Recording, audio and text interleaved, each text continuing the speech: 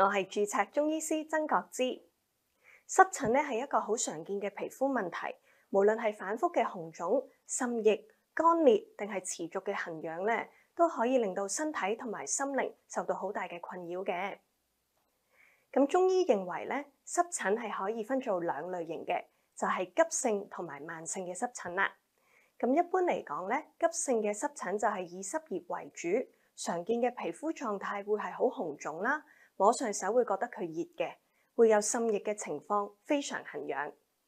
咁而慢性嘅濕疹咧，通常望落個皮膚就會係比較乾燥，摸上手咧會覺得佢增厚咗，同埋有好多脫屑嘅問題，反覆發作。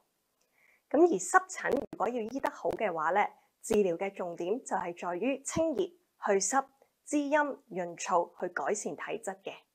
穴位按摩都係一個簡單有效嘅方法。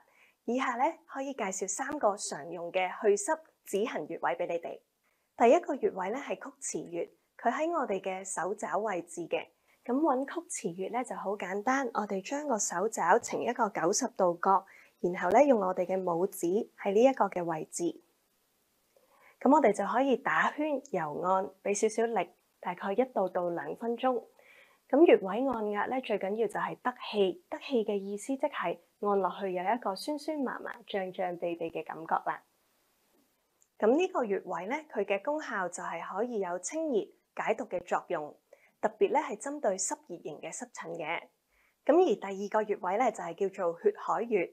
咁呢個穴位係喺我哋嘅大髀內側嘅，喺我哋膝頭哥上面大概2個手指闊嘅位置。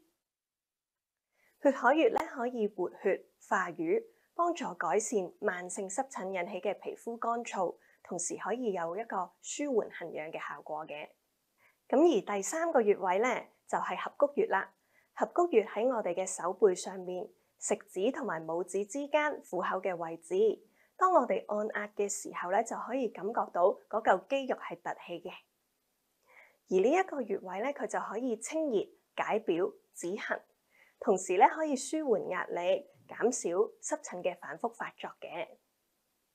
除咗穴位按摩之外咧，日常亦都可以透過食療去調理體質，幫助清熱去濕、養陰潤燥嘅。咁我哋可以簡單咧用10克嘅茯苓去煲水飲，呢個方法咧就可以清熱解毒去濕，並且可以有止痕嘅效果嘅。咁雖然咧土茯苓咧就冇毒，但係亦都要注意份量喎，尤其係肝腎欠佳嘅人就更加要留意，唔可以同茶一齊飲啦。另外，孕婦都唔可以飲呢個食療嘅。另一款嘅食療咧，我哋就可以用沙參去煲水飲。我哋可以用養陰清熱、益氣生津嘅方法去改善呢個皮膚嘅問題嘅。咁尤其係適合一啲慢性濕疹嘅人嘅。咁如果鍾意做湯水嘅話咧，我哋就可以用南沙參、北沙參、玉竹、薏米去煲瘦肉湯做食療。咁衷心希望咧，各位 now.com 有濕疹嘅讀者咧，都可以盡早遠離濕疹嘅困擾啦。希望第日可以再同大家分享其他嘅中醫保健心得。